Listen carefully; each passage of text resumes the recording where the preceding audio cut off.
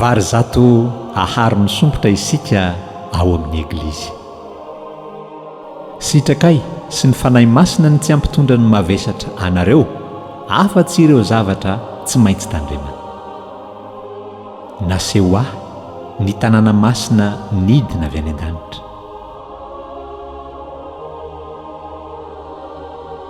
Ny fanahy masina no ampahatsiaro anareo ny zavatra rehetra nolazaiko taminareo.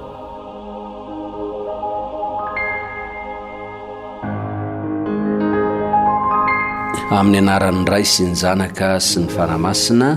Amen. Momba antsika menakavy eny ny Tompo ho tanteraka tokoa ane izany. Dia faly mandrakariva ary mamangy sy mitsidika ny tokantranontsika menakavy ary mirary ny fiadanan'i Kristy mba hitoetra eo anivontsika amin'ity alahady 12 ny volana May 2024 ity. Alahady 9 fankalazana ny Paka taona D. Ny loha hevitra aroson'ny fiangonana amintsika ivelomana mandritra ny herinandro indray dia ny hoe vary zato aharo ny sopotra isika ao amin'ny eglizy, fiangonana fiombonan'ny zanak'Andriamanitra rehetra. Ny vakiteny telo no manampy antsika mandrakariva hiaina sy handalina ny foto-kevitra sy fampianarany fiangonana aroso amintsika io.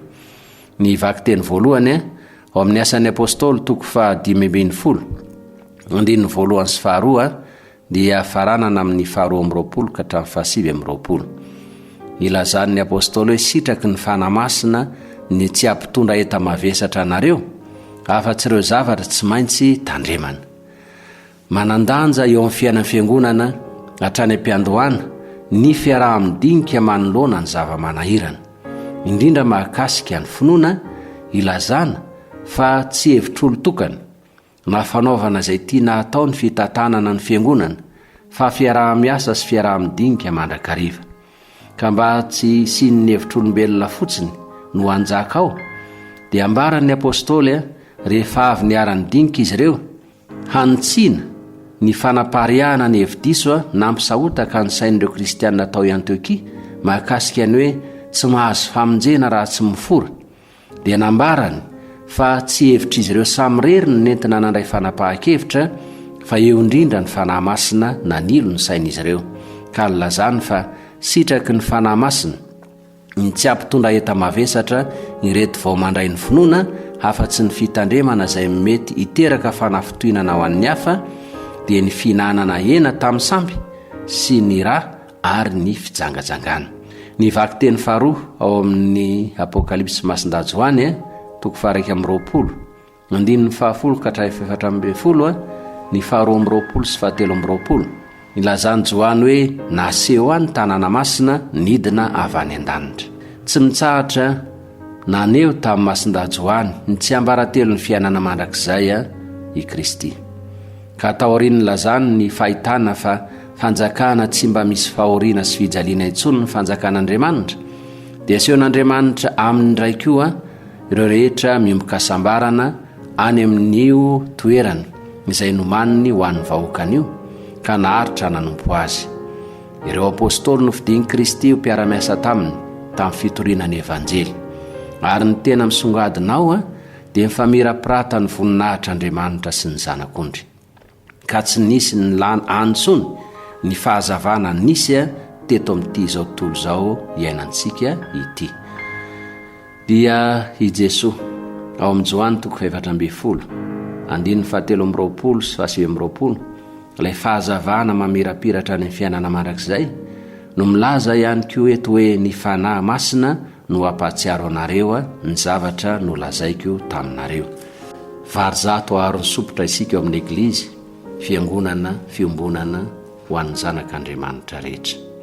Soritany fampianarany nentin'ny soratra masina tamintsika ary fampianaran'ny fiangonana izay ivelomantsika mandritry ny herinandro mialohan'ny ankalazantsika ny akaran'i Jesosy any an-danitra io, ary tsy namialany rery ny apôstôly hiatrika ny iraka fa andefa ny fanahy masina izy, ary ny fiaraha-miasa amin'ny fanahy masina no antoko ny fahombiazan'ny iraka izay ankinina tamin'izy ireo. Dia io nytohizan'ny fiangonana mandraka ankehitriny mba hatafita izay iraka amin'ny asa-pitoriana ny evanjely ny fototry ny famonjena an'izao tontolo izao io. Tsy afaka miasa rery anefisika fa tsy maintsy anaty fiombonana mandrakariva. Eo no iatrehantsika ny iraka nakin'Andriamanitra amintsika tsiraray avy. Na inona anjara toerantsika amin'ny fiangonana. Dia tsaroana eto ary ilay afatry ny Papa François ho an'ny pretra ary atsaroantsika dia fanambarany tamin'ny fiaonany tamin'ny eveka rehefa namanga any Madagasikara izy tao amin'ny katedrala tao Nandohalo.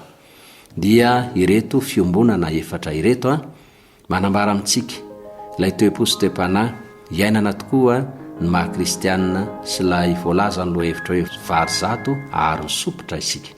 Ny voalohan'ny Papa dia ny fiombonana amin'Andriamanitra. Io dia ilay vavaka tsy tapaka izay ataontsika hanahafantsika an'i Jesosy Kristy. Mariky ny fitiavana an'Andriamanitra ka hitafana aminy amin'izay rehetra manjoantsika. Ny faharoa dia ny fiombonana amin'ny eveka. Mariky ny fiombonana eo anivon'ny dioseze, ilay mpiandrondry endriky Jesosy Kristy eo anivontsika. Ny fahatelo dia ny fiombonana amin'ny pretra, izay mariky ny fiombonana any anivon'ny paroasy sy ny distrika misy atsika tsiraray avy ihany.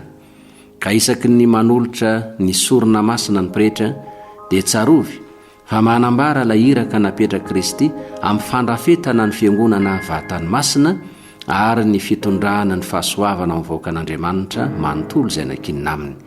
Ary ny faefatra farany araka ny nambaran'ny Papa dia ny fiombonana amin'ny samy kristianina zanak'Andriamanitra. Tsy afaka miambo kristianina isika raha tsy miaina ao anatin'ny fiombonana, satria tsisy kristianina mandeha samy rery fa ao anatin'izay fiangonana fiombonana izay no hanovozana ny aim-pahasoavana ka iraha miasa amin'ny fanamasina amin'ny fanitarana amin'ny fanjakan'Andriamanitra. Dia ireo ary no angatantsika amin'izao herinandro iomanantsika ihany koa amin'ny fankalazana ny karan'i Jesosy any an-danitra izao, ka tsy ho adinontsika ny talao aminy ny fanomezany fanamasina mba hanazava hanilo hitari-dalana ary hanamasina ny fiainantsika isan'andro. Amen. Ombantsika mianakavy eneny Tompo ho tanteraka tokoa ane izany.